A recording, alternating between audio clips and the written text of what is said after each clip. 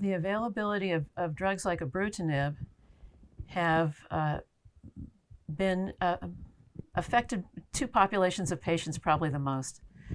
One are those patients who were treated 8 or 10 years ago when the outlook for mantle cell was very, very poor, and they got extremely aggressive treatment.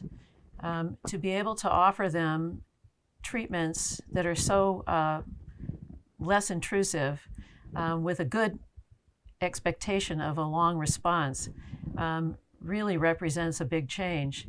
As well, for those patients that are more frail and may not have been able to tolerate even intermediate or minimal kinds of chemotherapy, it offers a way for them to be treated in a way that is tolerable.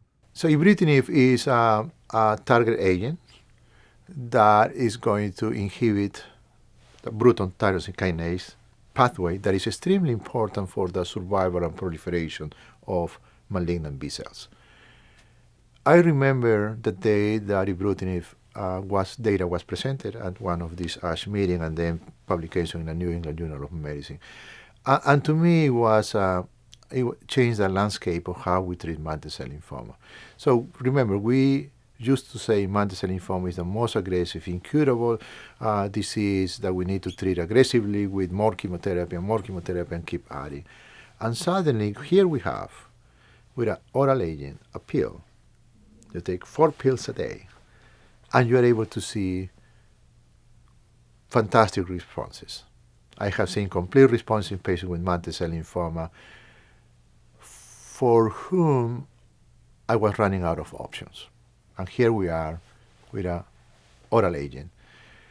But also the message that I want to send is, yes, when we have oral agents that work, we get all excited, but we need to be careful about the side effects associated with this novel type of agent, because although they are not conventional chemotherapy, they have their own subset of side effects that we need to be aware.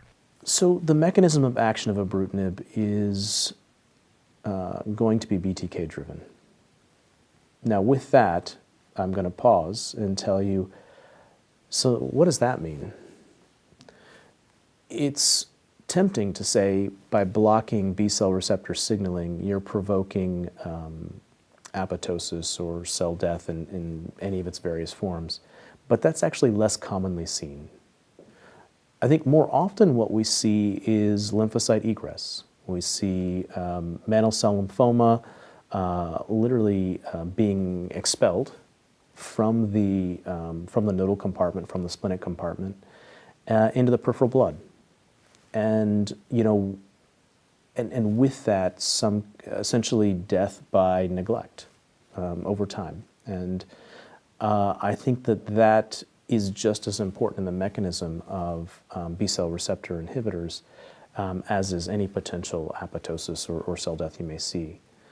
The lymphocyte egress is not an easy thing to explain. There appears to be, to borrow a term from one of my from my colleague, Dr. Jinglao Tao, inside out and outside in signaling through adhesion molecules, integrins that influence homing and retention within the nodal compartments.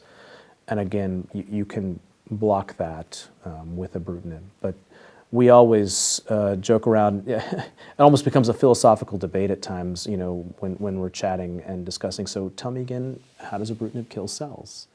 And so I want to say that it should make sense, and it doesn't, because why would a cancer cell care that the B-cell receptor is blocked? Is it that intrinsic to a B-cell survival to have BTK? And if that were the case, then I would ask you some very hard questions. Why do we see B-cell recovery over time in spite of the BTK inhibitors?